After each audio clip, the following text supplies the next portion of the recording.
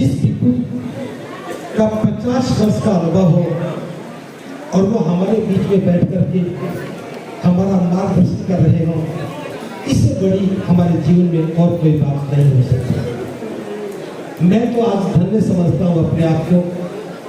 भगवान प्रज्ञा रश्मि जी का हमें सानिध्य मिला, आशीर्वाद मिला और हमें एक मार्गदर्शन मिला।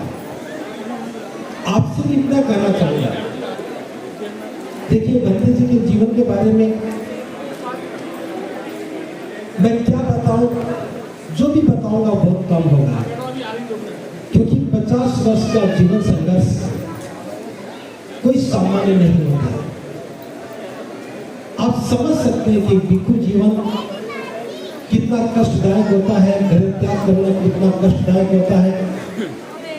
और जो व्यक्ति उम्र के इस पड़ाव में पहुंच जाए, जिनकी उम्र 75 वर्ष हो जाए, तब उनकी जीवन की आवश्यकताएं भी बदल जाती हैं। आज भले ही हम भक्ति जी को सम्मान देने के लिए उनके गृह त्याग की 50वीं वर्षगांठ के अवसर पर आए हैं, लेकिन हमें सोचना चाहिए, जिस भिक्षु ने अपना सारा जीवन धर्म को गति देने के लिए बाबा साहब के पद में भारत की परिसंकल्पना को साकार करने के लिए लगा दिया हो, क्या उन्हें देख करके हमारे मन में संकल्प जागृत नहीं होते? हमें भी संकल्पित होना चाहिए कि भगवान प्रज्ञा रश्मि जी जो इस मरुभूमि में, उत्तर भारत धर्म के रूप में मरुभूमि है, यहाँ धर्म नजर नहीं आता है, फिर भी इतना काम किया। हम जैसे जो अभी भिक्षु बने हैं, जो ज्यादा समय नहीं हुआ है, हम उनसे बहुत प्रेरणा लेते हैं। आप उनके काम को देखते हैं, हम उनके प्रयासों को देखते हैं, हम उनके संघर्ष के जीवन को देखते हैं। परिणाम तो बाद में आते हैं, पहले तो प्रयास होते हैं। तो क्या आज के अवसर पर हमें कुछ और गहन मंथन नहीं करना चाहिए? मैं छोटी सी बात आपसे कहकर के बाद में विराम दूंगा, क्योंकि बहुत सारे भिक्षु बैठे हैं। जब मेरी तवज्जो हुई, और मैं बता दूं कि मुझे भी अगर धर्म में आने की प्रेरणा अगर कहीं से मिली है तो अलीगढ़ से मिली है। भले वो दो भिक्षु आज मेरे सामने नहीं है, वो हमसे विदा हो गए, लेकिन उनको देख करके मेरे मन में लगा कि भिक्षु बनकर के धर्म का काम किया जा सकता है। और जब मैंने दूर तक देखा तो मेरी प्रेरणा के बहुत सारे स्रोत थे, भिक्षु थे। जब नामकरण हुआ तो मेरा नाम करुणा सिंह रखा, तो मैंने पूछा भंते जी से, भंते जी आपने मेरा नाम करुणा सिंह क्यों रखा?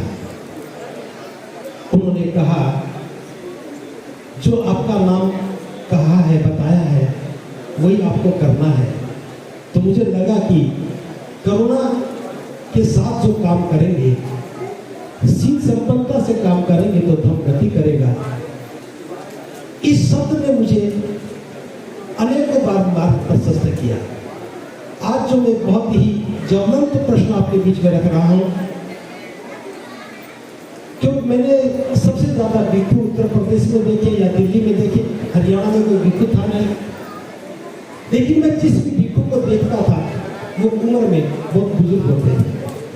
अब तो फिर भी कुछ युवा भिक्षु दिखने लगे हैं, लेकिन निराशा जब होती थी जब एक बुजुर्ग भिक्षु बीमारी की अवस्था में असहाय हो जाता था, तो उसके परिजन उन्हें घर ले जाते थे।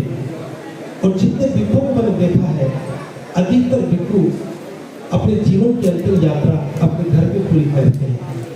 ये हमारे लिए बहुत दुखद बात है कि जिस भिक्षु ने घर त्याग कर दिया हो और जीवन का अंतिम सांस वो अपने परिवार में ले, तो भिक्षुओं के लिए भी बात अच्छी नहीं थी। बहुत दिनों से ये विचार मन में था, और मैंने अपने पवच आचार्य से पूछा था कि भंते जी आपको कहाँ मरना है, आपको तय करना चाहिए, लेकिन वो तय नहीं कर पाए।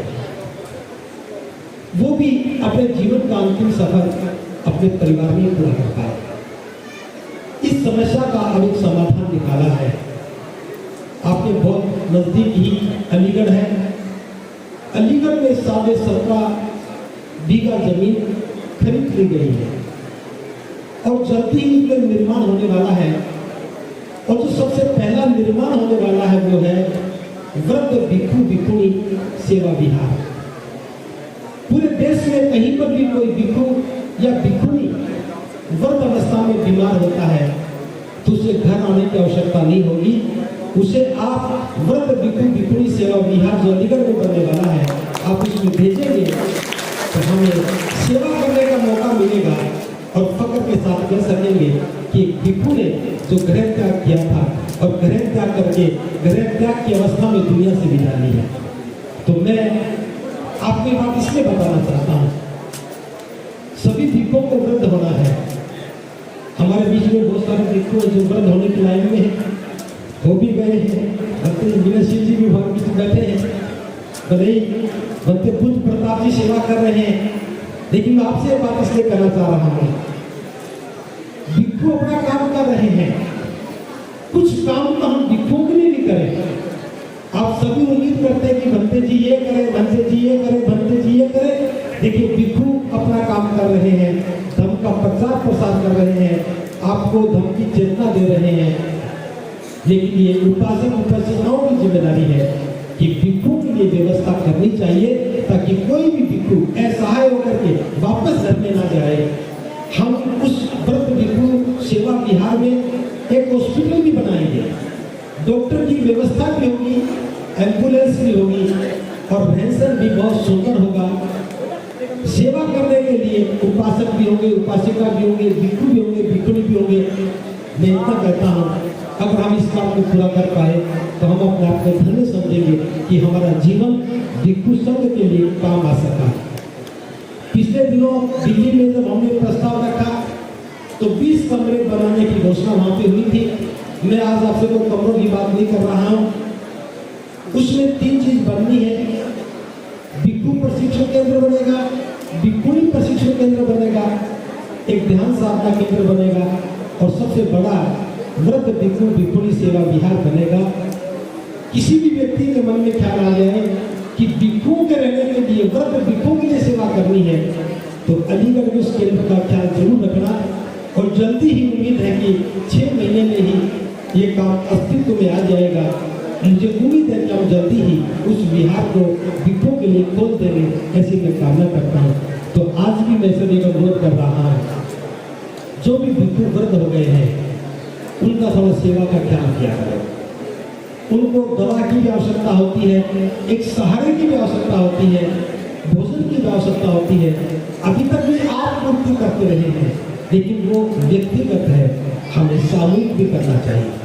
हमें भिक्षुओं के बारे में सोचना भी चाहिए, केवल यह आयोजन नहीं है, ये हमारे लिए एक दिशा निर्देशन है। हम भी कामना करते हैं कि सारे भिक्षु अपने जीवन की, अपने भिक्षु जीवन की 50वीं वर्षगांठ मनाएं, लेकिन सभी को ये मौका नहीं मिलता। हम धन्य हैं बनते बदन प्रिया रश्मि जी को अवसर मिला है, तो मैं कामना करता हूँ कि उनका जीवन दीर्घायु हो, सुखद हो, निपान की प्राप्ति हो, महाकारुणिक बुद्ध की अनुकंपा निरंतर बनी रहे और इसी प्रकार से हमें भी वृद्ध भिक्षुओं का सानिध्य मिलता रहे। इन्हीं शब्दों के साथ मैं अपनी बात को विराम देता हूँ। आप सबका मंगल हो। भगत पुष्प